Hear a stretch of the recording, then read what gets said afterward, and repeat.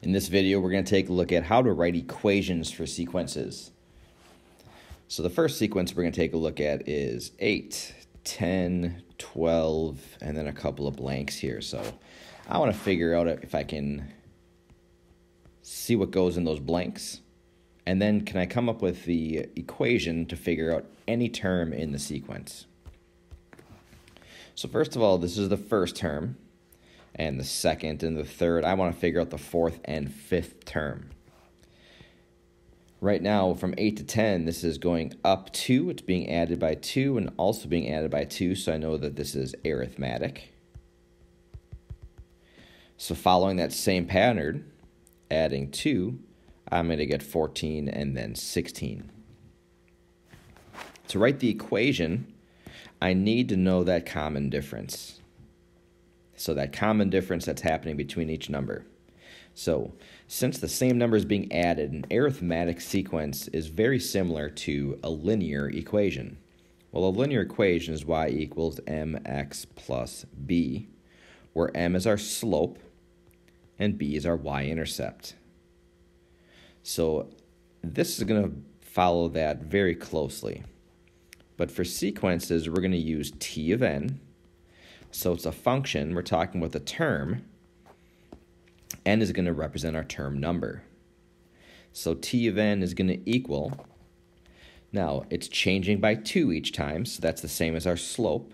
So it's 2n. And our y-intercept for a linear equation is the same thing as when x equals 0. Well, for a sequence, it is term 0. So if this was term 1, how do I go back to term 0? If I was adding by 2 each time, that means to go backwards, I would subtract that common difference and gives me a term 0 of 6.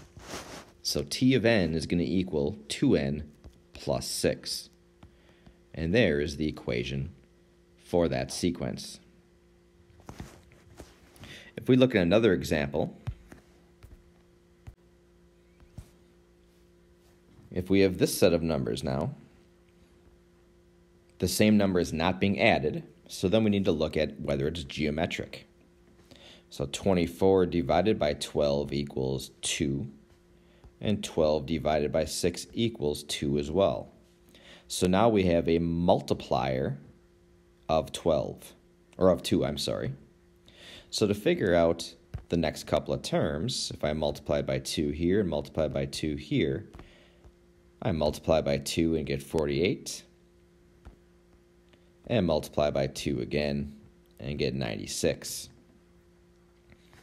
So this geometric follows the same type of pattern as an exponential. And an exponential equation would be y equals a times b to the x, where a is our y-intercept or 0 term, and b is our multiplier. Well, we figured out the multiplier for this problem. And again, just like in the last example, we don't use x and y. We're going to use our t of n. So our multiplier was 2 to the n. I just need to figure out now our 0 term. So to go backwards, 6 is our first term. So to go backwards, our 0 term, I would want to divide by 2. And my 0 term is 3 for this particular problem. So my equation now to represent this sequence is 3 times 2 to the n.